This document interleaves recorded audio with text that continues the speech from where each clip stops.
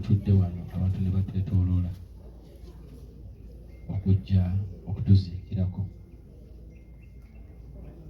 Nze nina okukkiriza nti Mande naye agenza akimanye nti Mukama atusitudde agawa buyinza, kubanga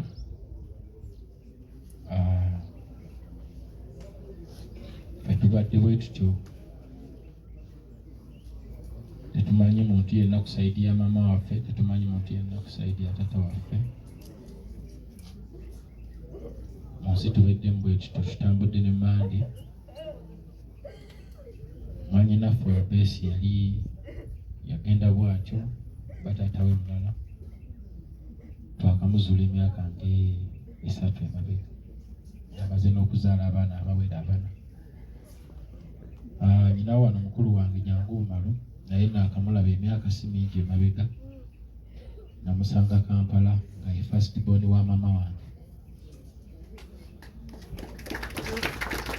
Bamwitawo mu Kavuma, naye nga bwe twali tuli bato mama waffe yali amwogerako nti nyina nazaala omwana e Kampala bamwita Kavuma Woman. Naye bwe twajja e Kampala bwe nakola erinnya ndowooza n'alaba ku TV, n'alaba ndowooza ekifaananyi mwekiri, n'agamba ngende ebuuza omuvubuka ono bayeye.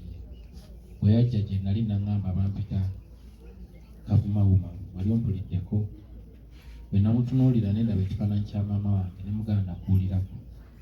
Ne Mande nga amumanyi, ate Mande ndowooza ye baali baalabagana nako nga bato ne bakwatagana bulungi. Naye nze oli Besi nali mumanyi nnyo kuba ne gye yava okubula nze namutwalayo ewa taata we, namumutwalira nga tuba mu kyalo, naye taata we namukwasa sisita we bamuleeta emukono.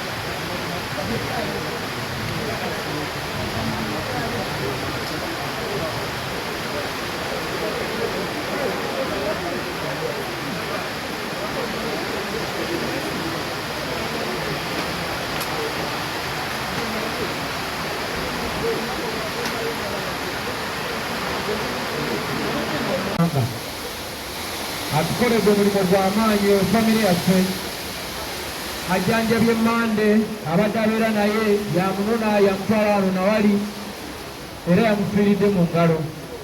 Simanyi oba Honorable alinako waali, manya ebiseera ebisinga batayagala kwerabisa, alina waali naye awubireko ku bantu. Honorable Fiona yakoze omulimu gw'otalabanga alayika ali mu kwetawula. Bunne n'ogyali bannaayi, Mande yafiiridde mu ngalo z'oyo. Tusiima nnyo mukwano. N'abalala bangi bannaye, tetulina budde, tesobola kwogera buli muntu, naye nga neebaza buli muntu yenna, buli omu yenna. Nkwebaza nnyo, yemmwe famire bantu bange. Mwebale okwerekera Mande mu bitiibwa, mwebale nnyo, mwebalire ddala. Erinnya lya kaana Kambaata tunaatera okulyejjako kati tekakyali Kambaata enimu. We have a very big family bannaye. Mwebale nnyo, mwebalire ddala. Tusiima, nsaba Allah abaddizeewo. Mwebale nnyo, mwebalire ddala. Siyinza beebaza kansuso bannaye, mwebale. Njagala Maya abasomeremuko, Maya bw'amala basomeramuko, then Maya agenda kutuyitira minisita ajjamu katono.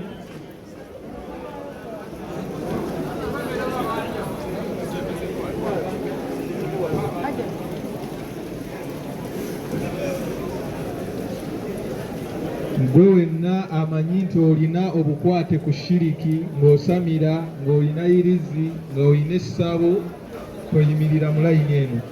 Ere batono nga tumanyi nti eswala yaffe gye tugenda okusaala Allah agenda kujanukula ku lw'obutono bwaffe, so si kubeera bangi nga muffe mulimu abasamira muganda waffe agende ne byatasobola kweyimirira mu maaso ga Allah. Abatalina wuzu mugenda kutayammama, kwatako mu nfuufu oyise ku bibatu bye waggulu, okwatemu omulundi ogwokubiri oyise mu feesi yo, ojja kuba omaze okutukula ng'olina wuzu. Abali mu maaso g'ejjaneza mwenna mudde emabega.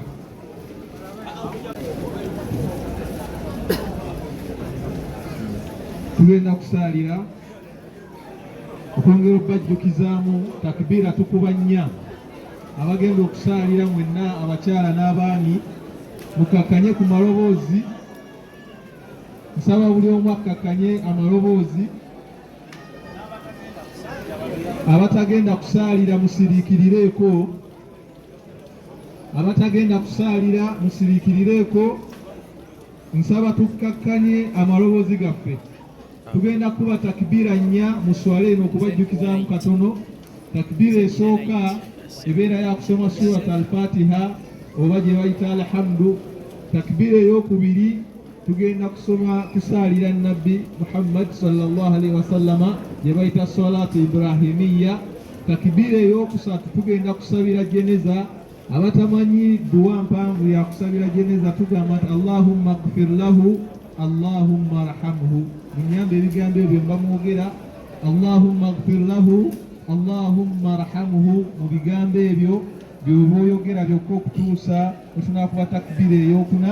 Takbiira ey'okuna twesabire edduwa etaweza sekendi 5 tusaze salaamu insha Allah.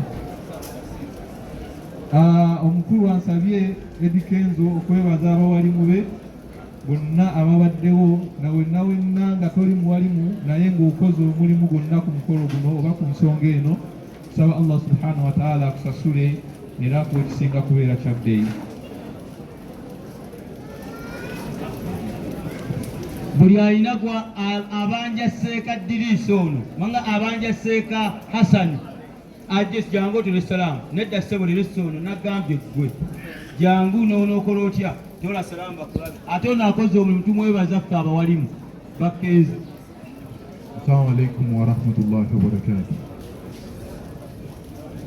Bannaye nga tetunnatandika kusaalira, omuntu yenna abanja omugenzi ng'omanyi omubanja wanika omukono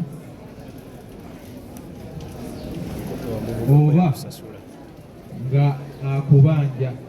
Ebiseera ebisinga ekyakubanja kibeera kizibu, naye Allah subhanahu wa ta'ala yatugamba nti balil insani ala nafsihi basira.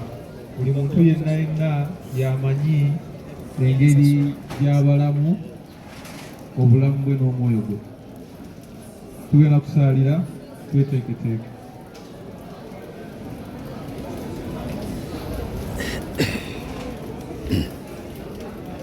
استووا.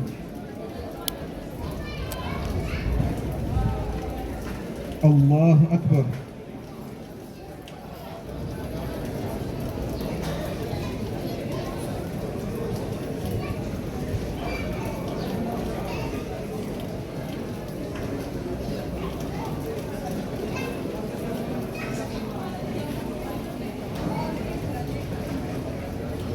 الله أكبر.